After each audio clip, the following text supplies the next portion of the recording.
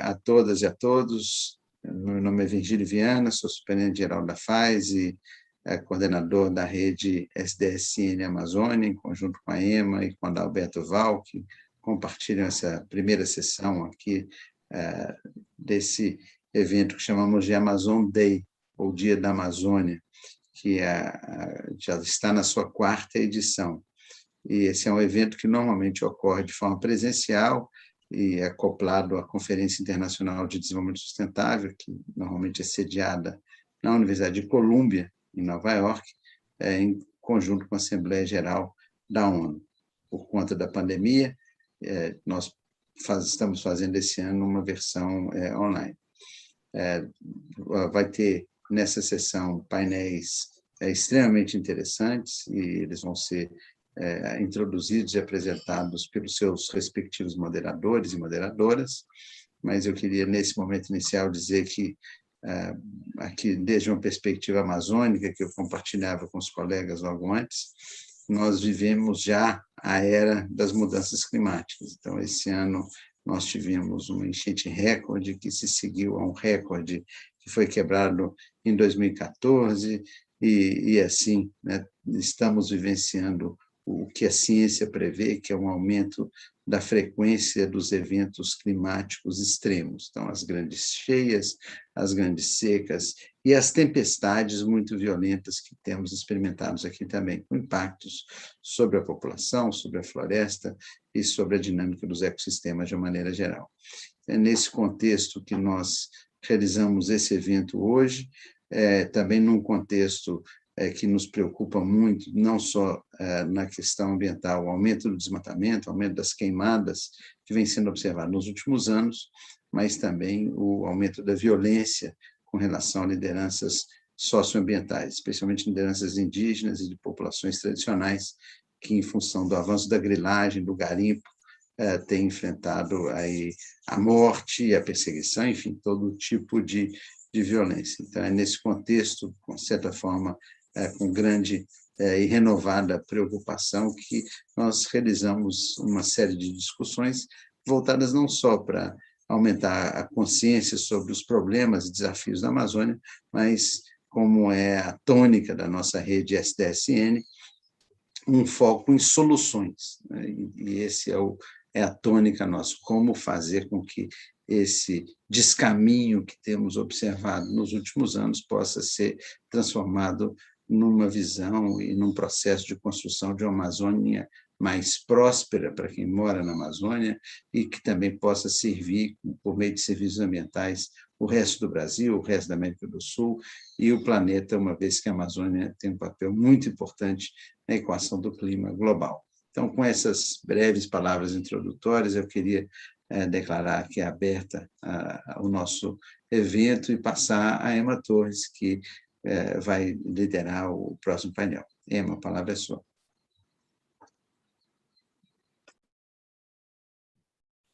Thank you, Virgilio. It's a pleasure to be here with all of you and in this wonderful celebration of Amazon Day. As Virgilio was recalling us, this Amazon Day is already in its 4th edition. I had the pleasure to be with Virgilio in all the Amazon Days. And it's been really a wonderful opportunity to talk about the Amazon in the context of the ICSD conference. Today, we have a special occasion as well, because we are launching the executive summary of the Science Panel of the Amazon.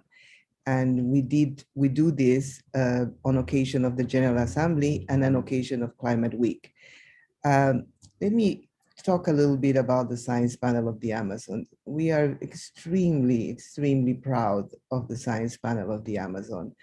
It counts over 200 scientists that have been working relentlessly for over a year and a half on making an initial assessment of the state of the Amazon, its ecosystems, its people, and also, like Virgilio was saying, putting emphasis, unlike other panels, on giving some policy recommendations, potential solutions to advance sustainable development in the Amazon.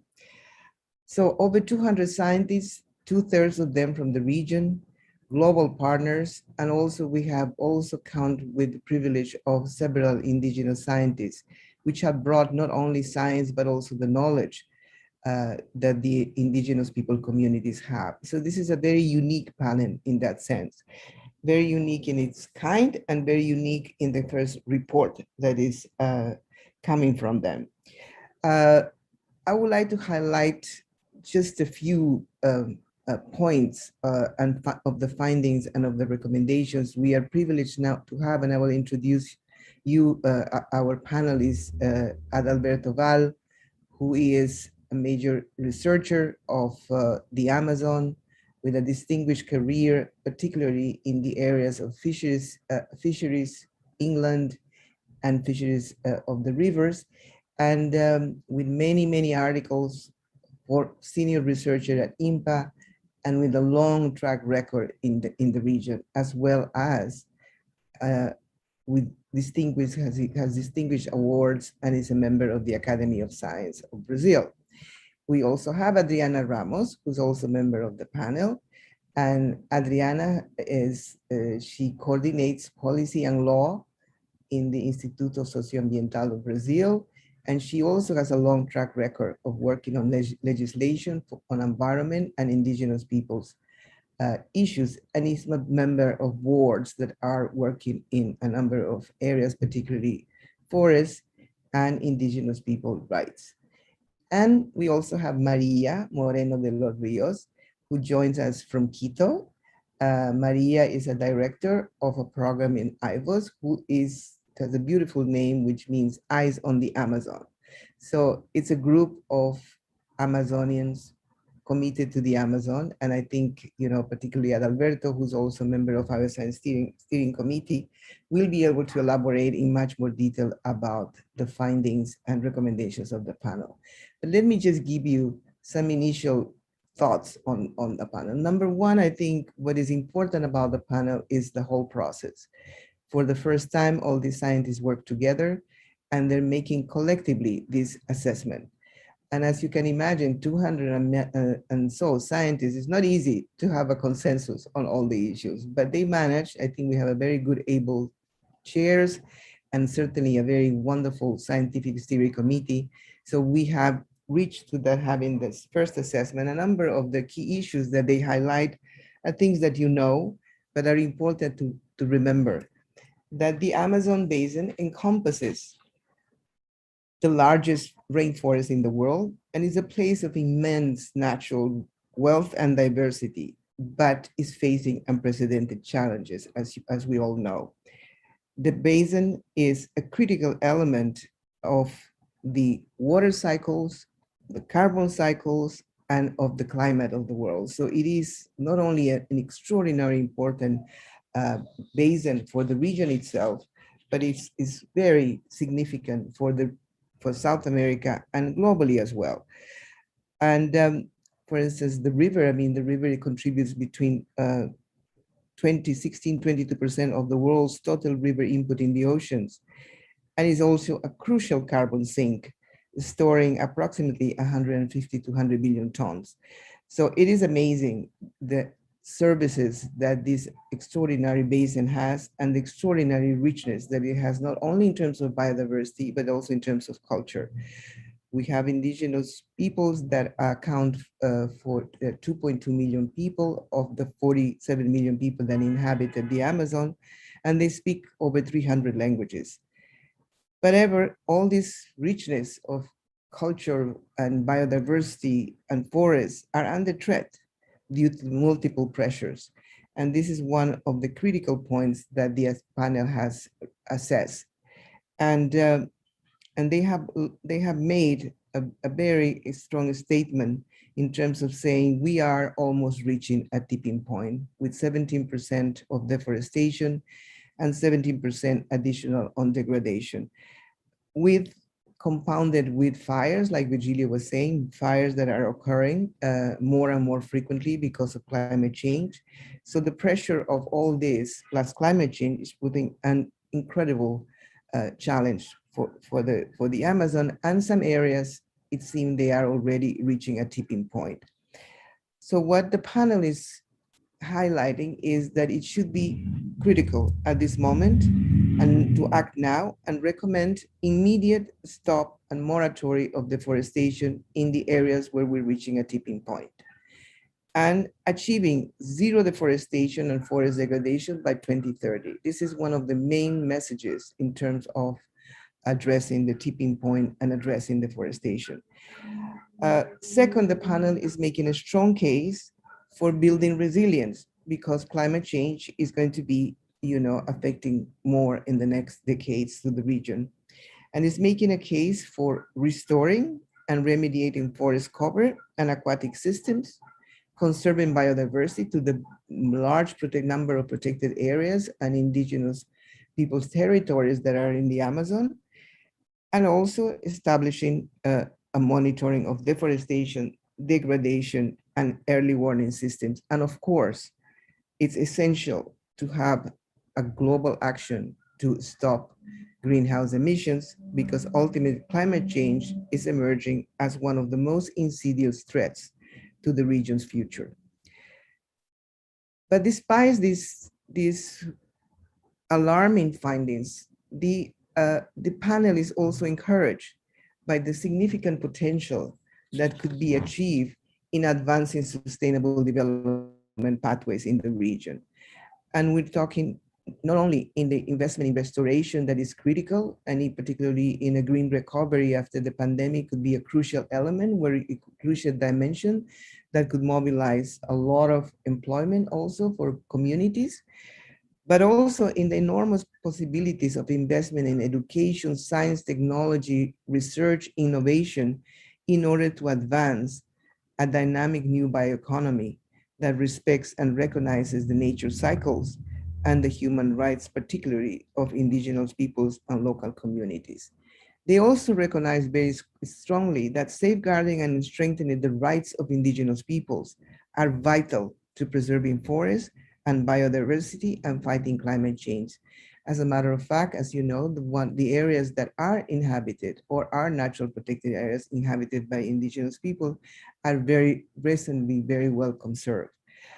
So advancing sustainable development pathways and achieving zero deforestation and forest degradation in the Amazon by 2030 depends on a combined collaboration of the scientific community, policymakers at the local and central level, financial and private sector, civil society, and the international community. And it's precisely that is the next journey that the panel is going to have after launching the report at the COP26, in engaging in dialogues with the scientific community at the different levels, global, local, engaging with financial sector, engaging with the private sector, policymakers, civil society, to advocate for the conservation and the advancement of sustainable development pathways in the Amazon region. So it is a great privilege, to have been engaged and support this fantastic scientific panel for the Amazon.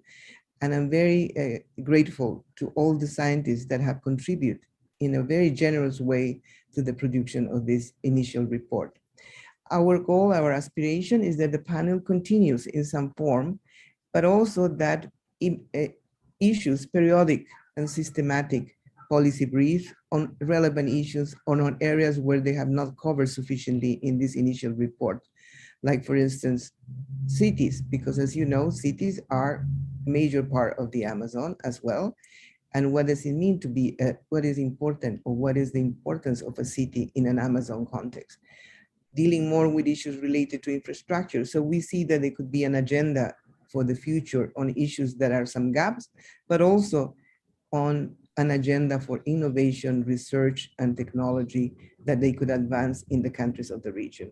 So this is exciting, and I invite you to visit the website of the panel to read our executive summary, which is launched today, and is also on the website, and certainly to accompany the journey of the panel when it engages with all the different levels of society. And you are welcome also to come to the official launch of the report at the COP26 in Glasgow. So thank you all very much, and I'm delighted to give the floor to Adalberto Val and to Adriana and Maria But I want to give them the freedom to just give their own reflections, but perhaps some questions that some of the have come to us that perhaps you want to address them, which is, in your view, what are the main results of the Science Panel of the Amazon? What is the potential contribution that they could have in relation with COP26? What are the main public policies that the panel is recommending? And what, in your view, are some of the critical dimensions for stopping the tipping points? But as I said, I give you also the floor in the freedom that you can comment some of these questions or also address your own specific points that you would like to highlight at this moment.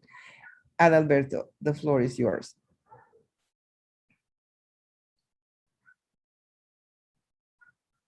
You're muted, Adalberto.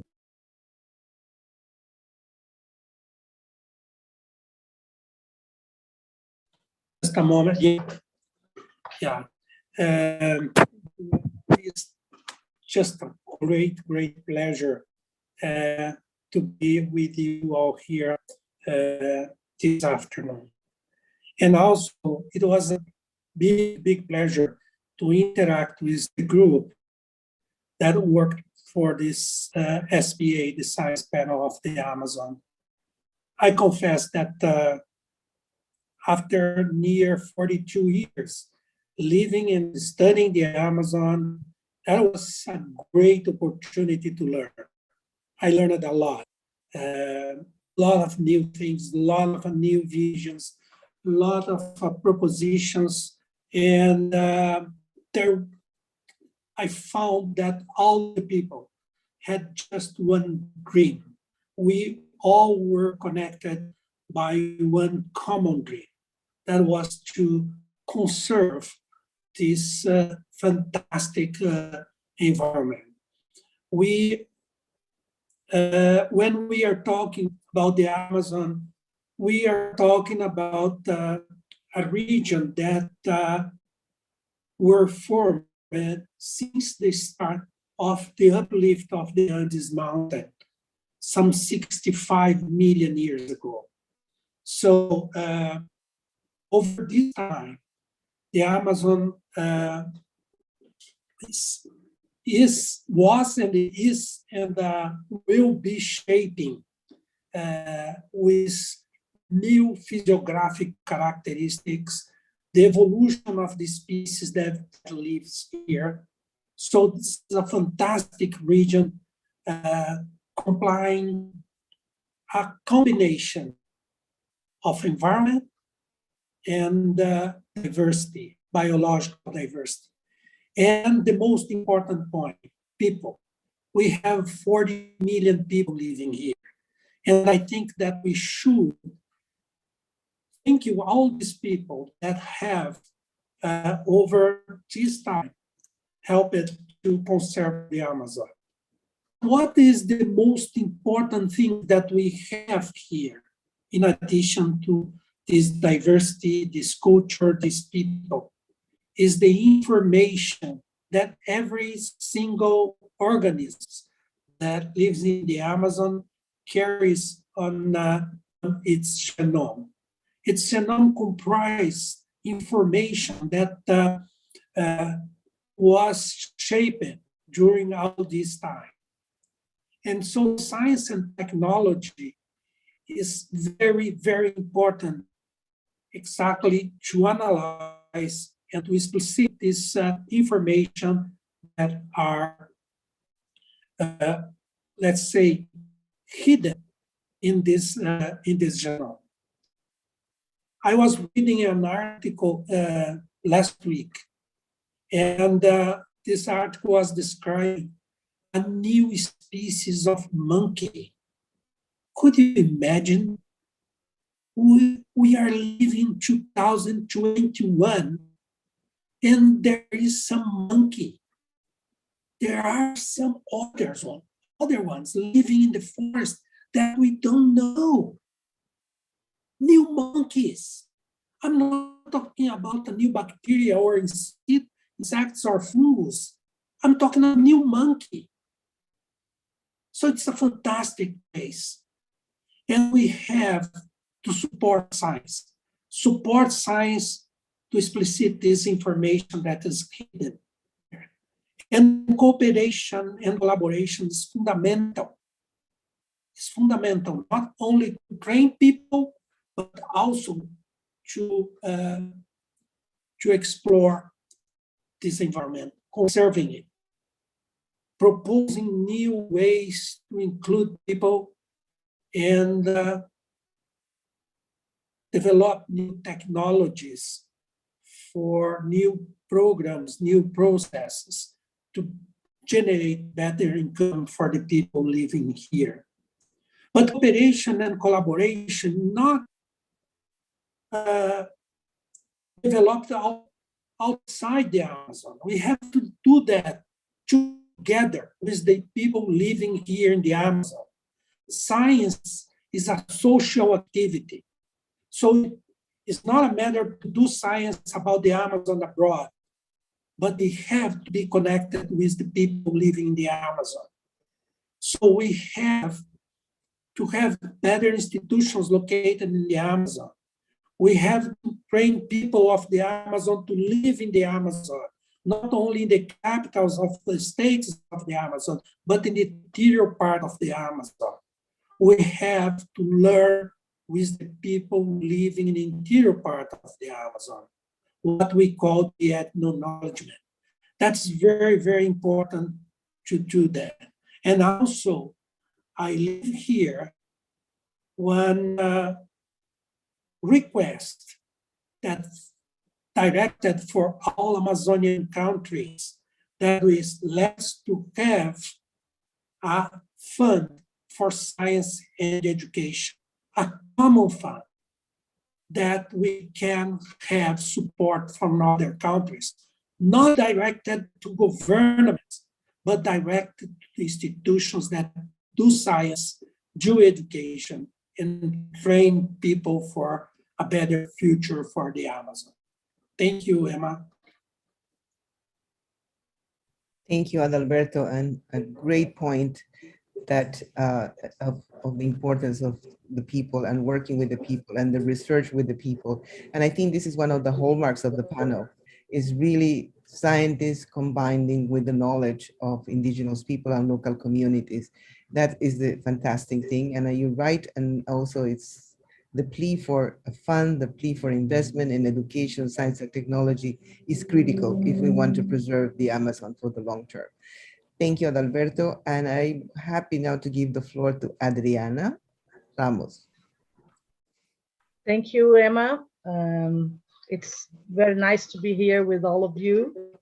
And I think that one of the main points that the science panel raised for us is the urgency to face the fact that if we want to keep the forest, we have to run in terms of policies, in terms of an agenda that will really deal with the issue in the, I'll say, urgency and the importance that they are now. If we want to avoid the tipping point, we will have to be very fast and strong.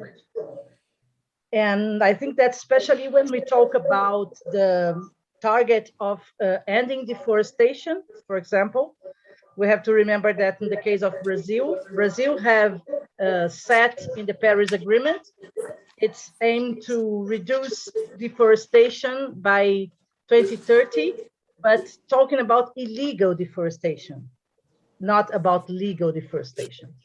And at the same time, there is a strong effort in changing policies and legislations in order to increase the possibilities of legal deforestation, especially in Brazil.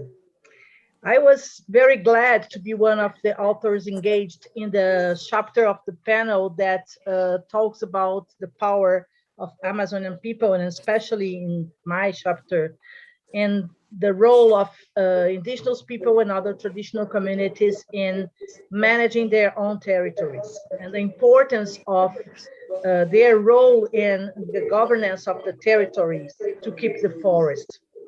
That's also a very important discussion at this moment, since indigenous territories are under huge threat, and there are proposals to open these territories for mining, agribusiness activities, and other economic activities that will strengthen the impact and the deforestation inside these areas.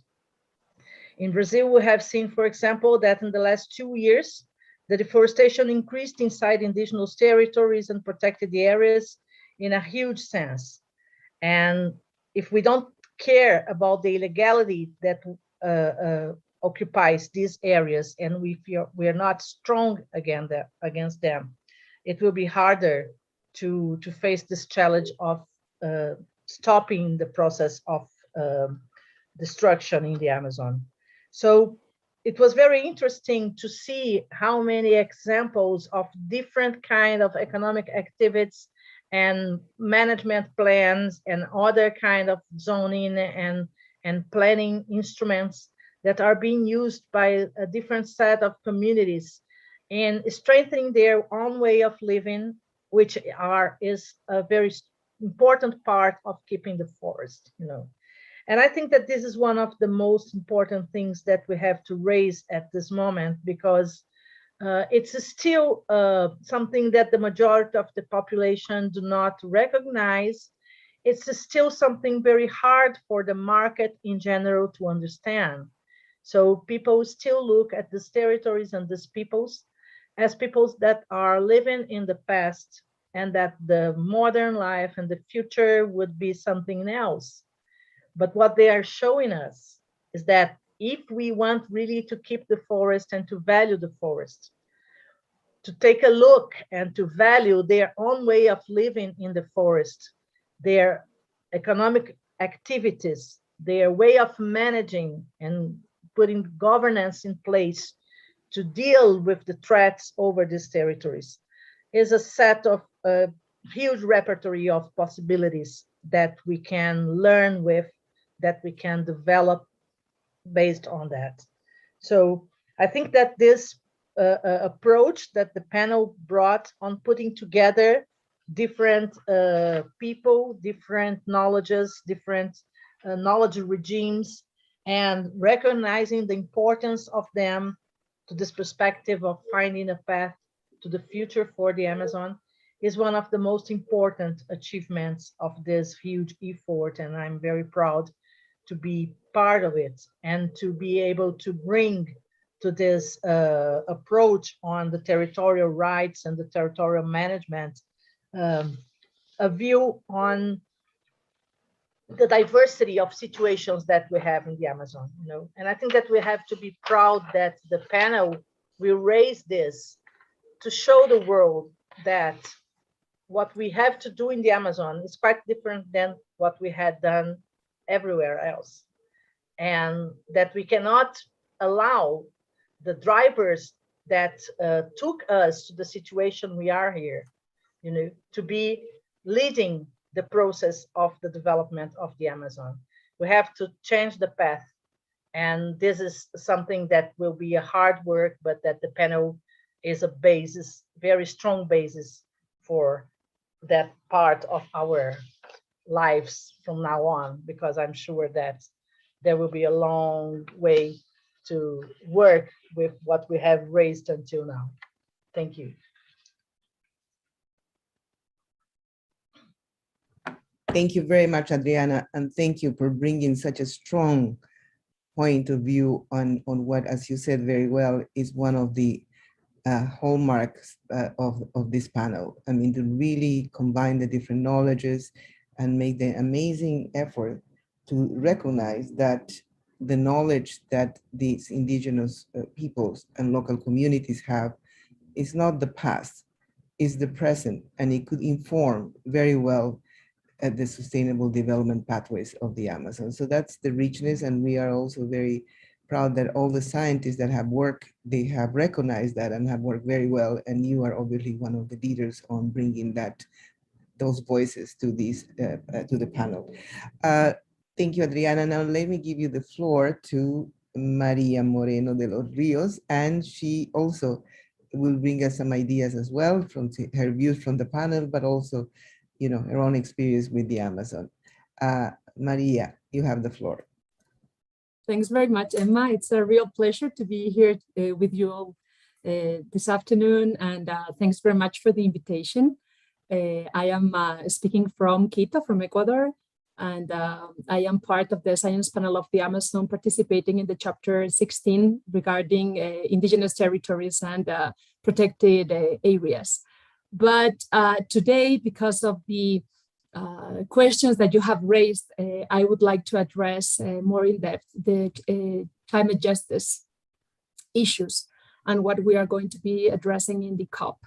But I loved the previous interventions with Adriana and Adalberto, mentioning the huge importance of what indigenous peoples show us. They are not just the past, as Adriana was mentioning, and not only the present, but the future for all the humanity. And this is something that the Science Panel for the Amazon and the report we are all doing really addresses. I think that's the core of the report, all the amazing and incredible initiatives that are that the Amazon brings to the rest of the humanity. So I was going to do my presentation in Spanish, but since we don't have translation, I will try to do it with my best English. So I'm sorry if something is not working that well, but I would like to, as I was mentioning, thank you all for the invitation. I want to thank also Carolina Zambrano, who is the lead for climate justice in IVOS, who has shared with me some inputs that I'm going to share with you all today. So I would like to address, because it's going to be like the immediate event after this, what the relationship between the SPA and the COP26 will find, and the Leticia Pact also. This is one of the questions you raised, Emma. And I think that the message is clear. The Amazon rainforest is at a point of no return, the point at which the degradation of the ecosystem is irreversible.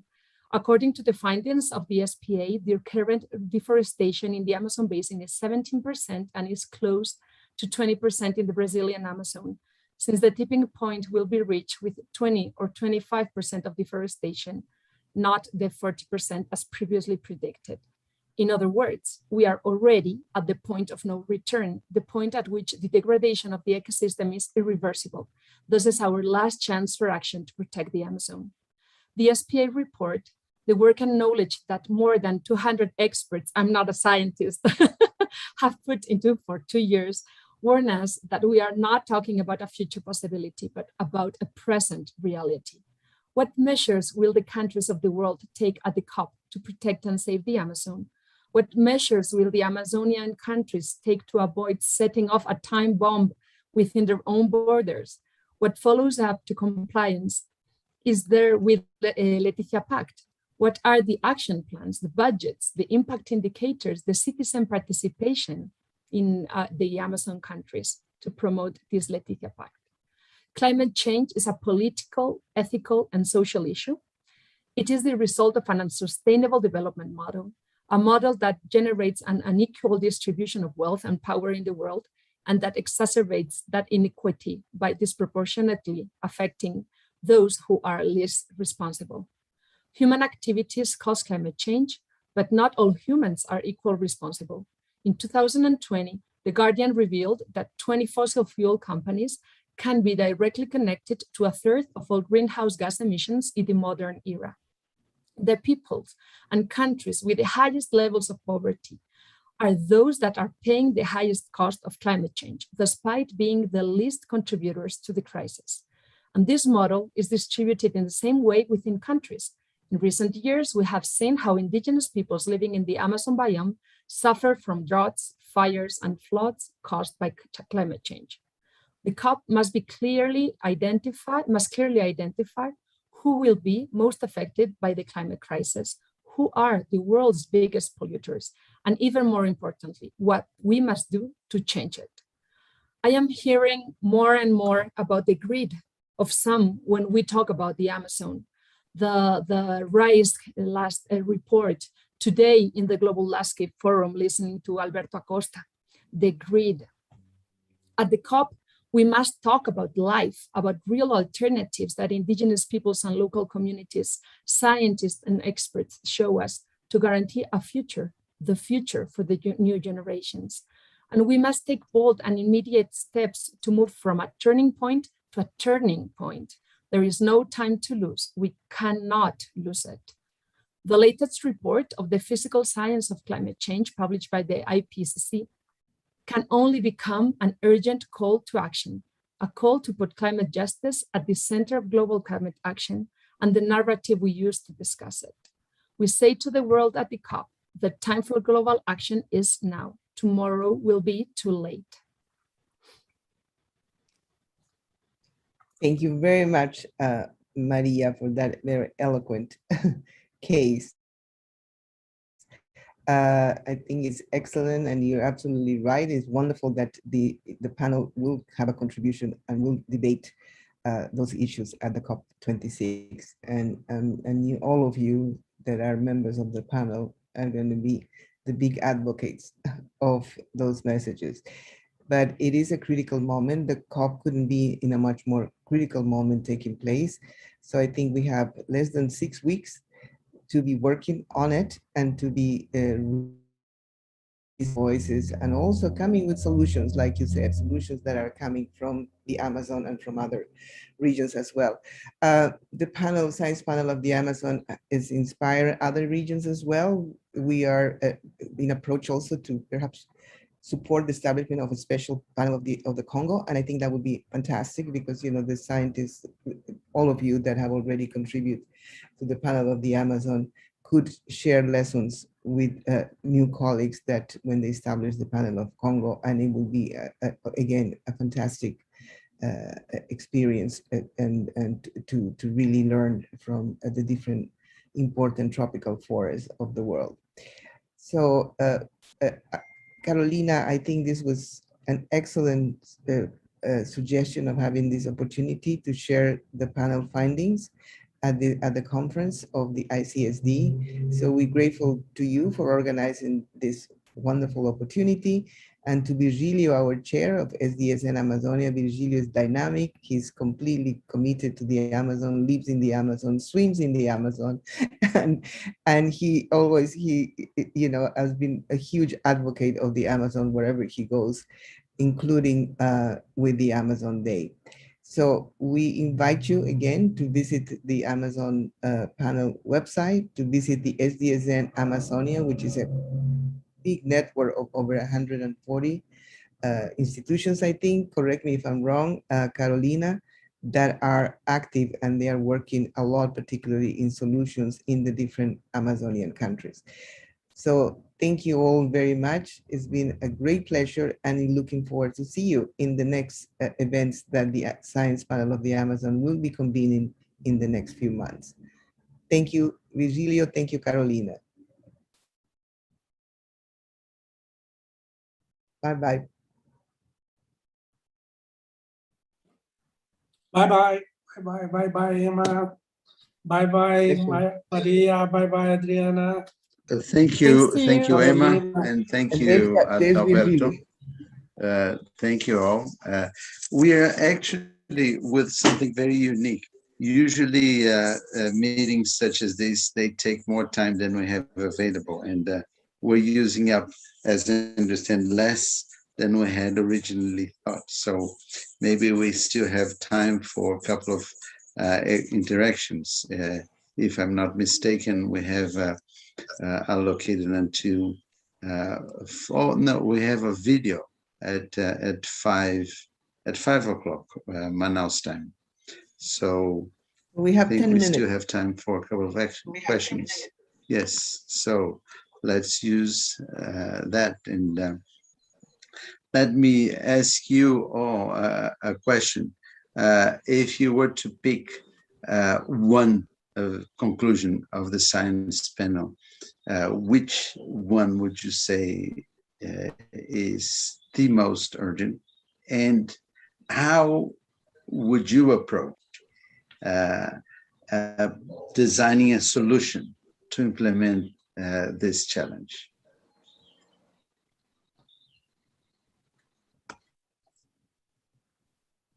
I'll take the opportunity. Thanks, Virgilia, for the question. And I was mentioning before that the Amazonian people have raised many solutions already. So I think that initiatives like the Causac Sacha from the Sarayaku people, El Bosque Viviente, who is this initiative that wants to protect the Sarayaku's territory by protecting their forest and making this border of color and of flowers that represent and that they all take care of since they are born. All the families take care of the forest tree by tree and kilometer by kilometer of their territory, but also initiatives like the one that COICA just raised to the IUCN General Assembly to protect 80% of the Amazon territories for till 2025. That was approved by the General Assembly of IUCN. This is a major event in the history of the network. So initiatives like RIA, the Red Iniciativa Red Amazónica, who is raised by indigenous voices. So I think, or even the Cuencas Sagradas, the secret, las Cuencas Sagradas, o el corredor AAA, la Anaconda, ¿no? El corredor de la Anaconda. These are all really, como se dice, muy visionarias, proposals really forthcoming for the rest of the world that have been raised by indigenous peoples and local communities with the help of and the accompaniment of other organizations, but that they are truly local initiatives. And I think that these are solutions that already can be taken into account.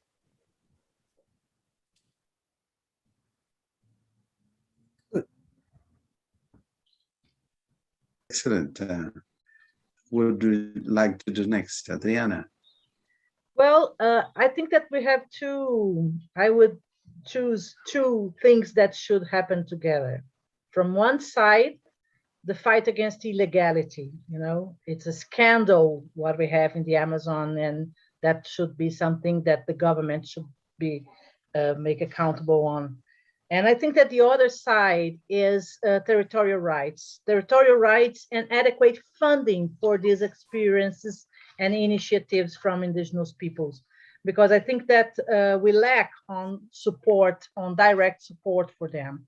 We still have a lot of schemes that are thought in a completely different regime than the way they manage their organizations and their projects, and that should be supported in a sense of giving them autonomy, you know.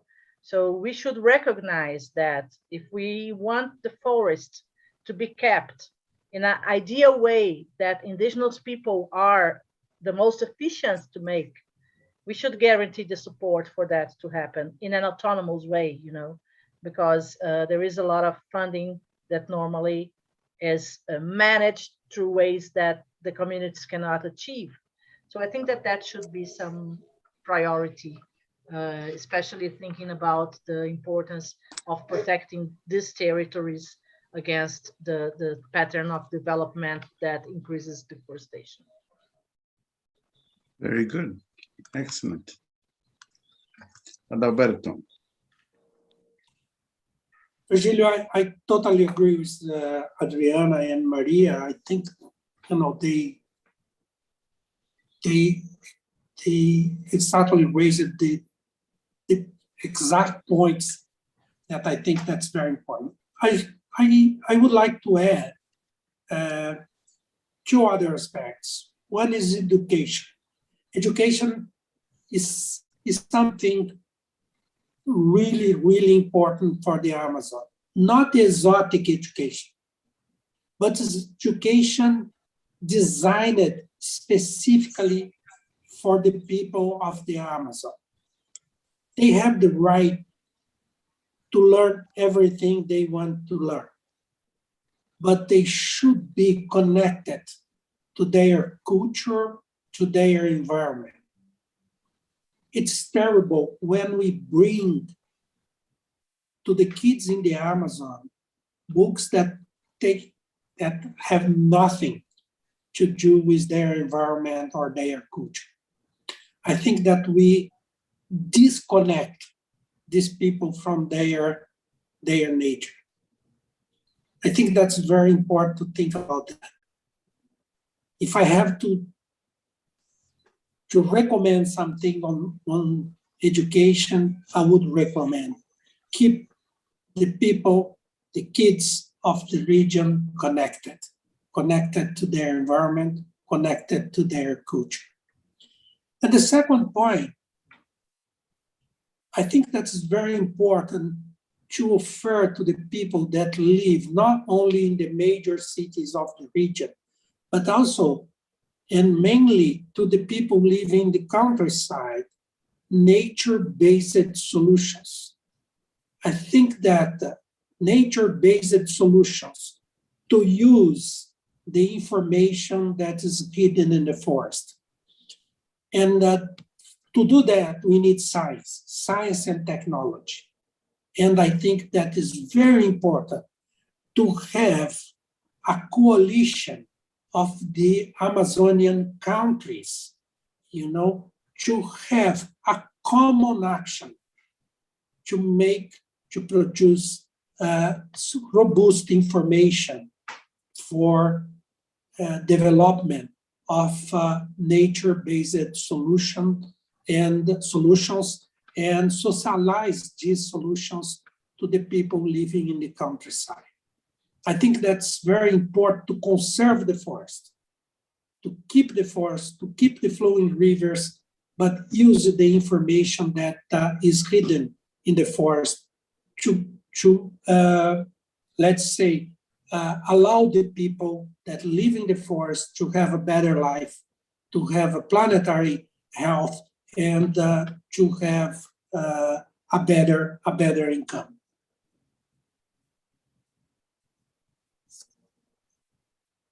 Seu microfone está desligado. Está mudo, Virgílio. Emma, you're sitting on top of everything, looking the world from New York. What would you say from a distance? You have the Amazon in your heart. In my heart. But you have a distance. Well, I think that the scientists, the members of the science panel of the Amazon in the panel have highlighted critical areas of that you consider essential for the future. I will add one more.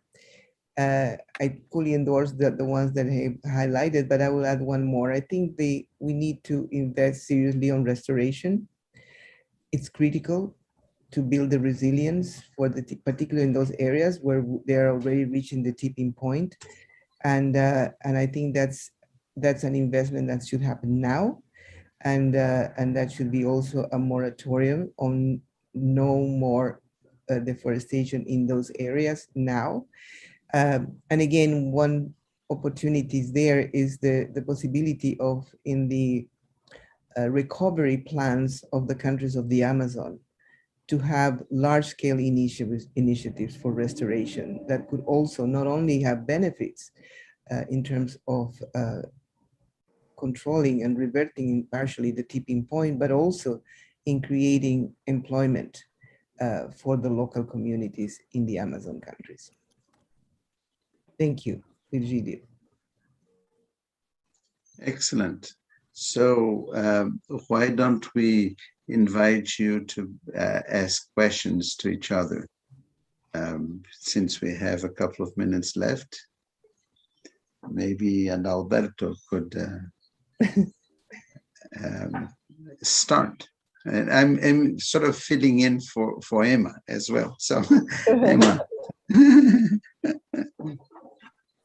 I think that that's a hard point, Virgílio. After, let's say, about a year working together, I think that we aligned the way we think about the points, about the major points relate to the Amazon, I think it was so nice to work with all these people during this time that it's hard to make questions for for these people, because we are completely aligned on this point. I think that's very difficult, to have reached a point like this one that we have now. I think that, for example, the ethno-acknowledgement, I think that we learned so much over the last year reading the chapters. We learned a lot about the environmental formation in the Amazon. But there is one point that I think that we should put on our way to deal how to solve it. And I think that I'll leave this to Emma. What about economy? Without a very strong economy in the Amazon, we will face a lot of problems. I'm not talking about bioeconomy without a proper concept, without an Amazonian concept. I recently read something like, the world would buy a lot of pirarucu. Let's have a big boat in the Amazon that can collect pirarucu everywhere and process the pirarucu. I said, don't do that. Because we are going to kill all of them, all the pirarucu we have in the Amazon. If we have to design technologies, but what are the major points of bioeconomy and economy for a society like the Amazonian society? Mm-hmm. Adriana, you are in the area of indigenous people's rights and very active in that field.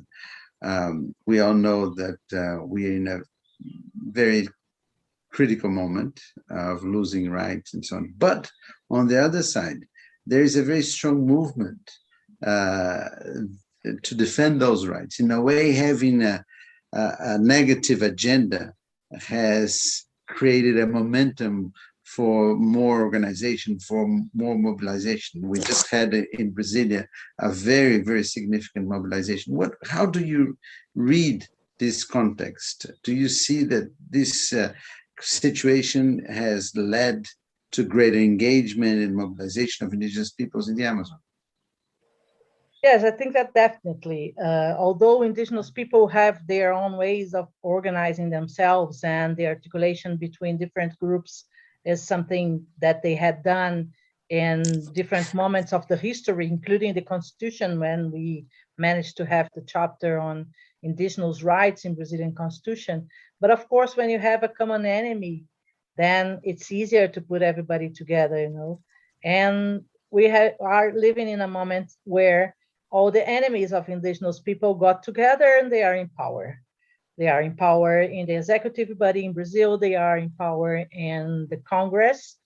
And we have this connection between the sectors that are very comfortable in their comfort zone and don't want to make the change that we are willing to be seen in the Amazon, So I hope we get time, because I think that the indigenous movement have shown their capacity of putting together their strongness and presenting proposals, ideas, and all the richness of their knowledge to us. So there is a possibility of building on this experience, as Maria has already mentioned very well. And I hope that this power of the people in the streets gets time to see the worst part of this moment pass, so that they can come together to what they can do for all of us, But unfortunately, as we have seen today, for example, in the speech of President Bolsonaro in the United Nations General Assembly, he was trying to say that indigenous people were aiming to open their territories for agriculture, as if they didn't have their own agriculture and their own economic systems, and as if they were not so strong in their message in Brasilia that they are against what the government wants to do with their territories. So we have to be smart to not allow this approach to goes on, so that we get the opportunity to really build a new perspective and a new future. Mhm. Yeah. And this has led to a very important victory, a partial victory, in terms of the current debate at the Supreme Court of Brazil. And the game is not over yet, but I think it was the pressure of the movement of indigenous peoples that played a very important role in that regard. And a final last minute for Maria. Maria, speaking from the other end of the Amazon, in the upper Amazon, how do you see climate change affecting the slopes of the Andes, and what are the consequences? Well, we are looking in, not only here, but in all the Amazon, at the floods and the fires and the droughts. And well, this is something that unfortunately we're seeing every day more and more common. But since I have only 1 minute, Virgilio, before we close, I wanted to address something for the next session that continues this one, and is the major role that governors and local mayors can play in the public politics in the Amazon too. So in examples in countries like what it's going on in Brasilia right now, I think that governors, that mayors, that other political levels, have local levels, have the rights, have our votes, and have our voices to act. And I really encourage the next panel to address all the different issues that we have mentioned today in this session, and please to act in all of our names. Thanks. Great, Maria. Thank you so much, Maria. And I think it's excellent, because Virgilio will be the moderator of the next panel, so he can definitely articulate all the points that were raised here and raise it to the next panel. And but this is with great, and it's always a pleasure to moderate jointly with Virgilio. Excellent. Thank you all. And I turn it over to Carolina, and I think we'll have a video now, and thank all the speakers for great remarks and insightful comments. Bye-bye. Thanks very much. Bye. Bye-bye.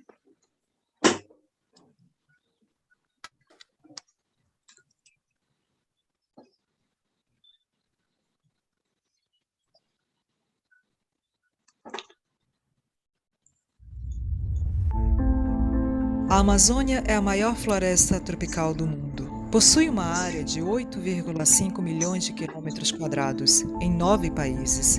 Tem 10% da biodiversidade global e é a casa de mais de 40 milhões de pessoas. Dessas, 380 são etnias indígenas.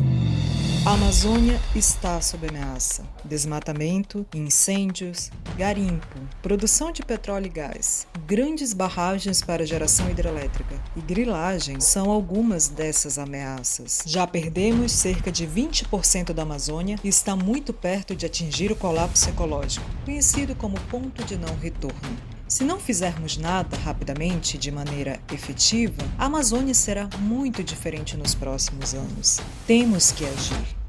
A Amazônia é como o coração do mundo. Suas árvores bombeiam cerca de 20 trilhões de litros de água para a atmosfera todos os dias, formando os rios voadores que enchem reservatórios de abastecimento e de geração de energia. Tudo isso está comprometido. Temos que agir. A cada ano, o desmatamento se intensifica. Em 2019, ocorreram mais de 80 mil focos de calor na Panamazônia. E no primeiro semestre de 2020, o desmatamento no Brasil aumentou 25% de acordo com o INPE. Temos que agir. A Covid-19 infectou mais de 1 milhão de pessoas e levou mais de 27 mil vidas na Amazônia. Além da perda das vidas humanas, estamos perdendo histórias e culturas milenares que são transmitidas oralmente. Temos que proteger os povos da floresta e sua sabedoria. Temos que agir. É questão de saúde humana termos ecossistemas balanceados, com atividades sustentáveis e de menor impacto. Além disso, a Amazônia é fonte de princípios ativos necessários para a nossa saúde que a ciência ainda está desvendando. É preciso proteger essa biblioteca farmacológica. Temos que agir. E onde há desmatamento, há também violência. Para desmatar, muitas vezes, é necessário remover as comunidades indígenas e tradicionais que ocupam e protegem a floresta. O Brasil é líder em assassinatos de lideranças socioambientais e indígenas. Isso tem que parar. Temos que agir. Os conflitos armados buscam poder nos territórios financiado e causado pelas rotas do narcotráfico, aumentando assim os casos de prostituição, violência e maus-tratos, especialmente dos povos indígenas. Temos que cessar as atividades ilegais na Amazônia. Temos que agir.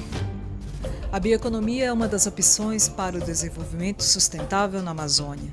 A bioeconomia baseada em espécies nativas combina o conhecimento científico com o saber tradicional. Açaí, mandiroba, murumuru, mandioca, pirarucu são exemplos da riqueza da Amazônia. Precisamos incentivar a bioeconomia amazônica inclusiva. Temos que agir. A Amazônia está sob ameaça e nós temos todas as condições de reverter essa tragédia global. A união entre empresas, governos, academia e sociedade civil organizada é fundamental. Precisamos concretizar estudos e planos de ações efetivas para o desenvolvimento sustentável na Amazônia, com foco especial na redução do desmatamento, queimadas e erradicação da pobreza extrema. A ciência nos mostra que estamos muito próximos do colapso ecológico na Amazônia. Temos condições de implementar mudanças efetivas e de impacto. Temos que agir e tem que ser agora.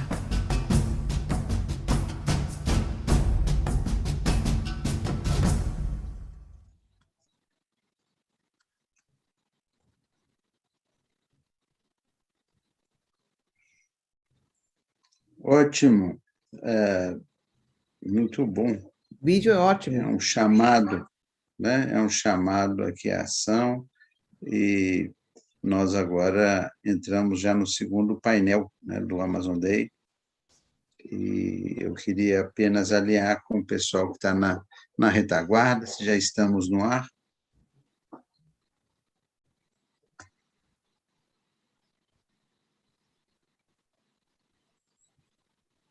Alô?